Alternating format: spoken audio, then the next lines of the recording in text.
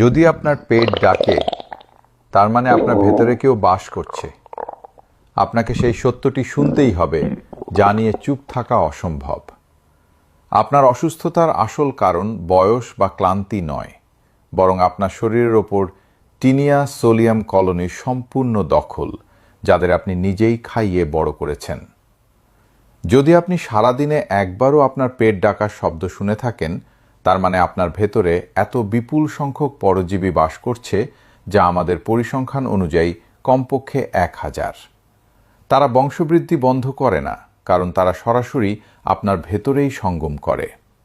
সেই পেট ডাকার শব্দ কোনো গ্যাস নয়, এটি প্রজনন প্রক্রিয়ার সময় একে অপরের সঙ্গে ঘষাঙ্গে ঘষা খাওয়া হাজার হাজার কৃমির শরীরের শব্দ। যদি আপনি প্রথমে ভেবে থাকেন যে এটি কেবল ক্ষুধা, তবে আপনাকে সত্যটি মেনে নিতেই হবে।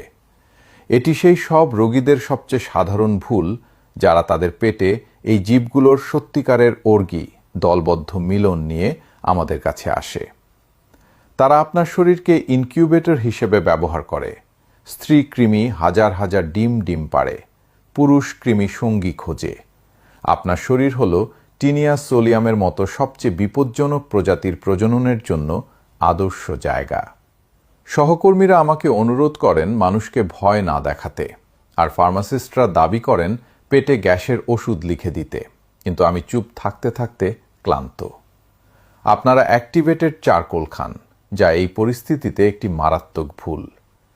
আমরা তুলনা করতে পারি যে কয়লা মূলত একটি জ্বালানি, এবং দুর্ভাগ্যবশত সব ধরনের পরজীবীর জন্য এটি তাই। আপনি ভাবছেন আপনি চিকিৎসা করছেন, কিন্তু আসলে আপনি তাদের ইনকিউবেটরের আগুনে কাঠ ঢালছেন। আমার ধারণা, যখন আপনি বিছানা থেকে ওঠেন, আপনার চোখে অন্ধকার লাগে, সন্ধ্যায় প্রায় ক্লান্তি অনুভব করেন, মাঝে মাঝে উচ্চ রক্তচাপ থাকে। যদি একটি চাক্ষুষ উদাহরণ চান, কেবল চোখ বন্ধ করুন এবং আপনার চোখের পাতার অন্ধকারের দিকে তাকান। আপনি দেখতে পাবেন কিভাবে এই কৃমিরা ঠিক আপনার চোখের সামনে নড়াচড়া করছে। সব 1, অন্ত্রের ক্যান্সার। শরীরের যে জায়গায় পরজীবীরা তাদের চোষক দিয়ে আপনার টিস্যু কামড়ে ধরে, সেখানে পচন শুরু হয়।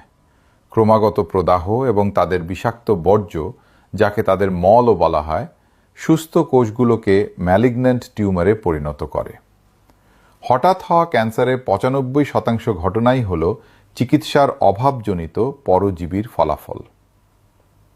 2, লিভার সিরোসিস। তারা আপনার লিভার বা যকৃৎ খুব পছন্দ করে। তারা সেখানে বাসা বাঁধে, তাদের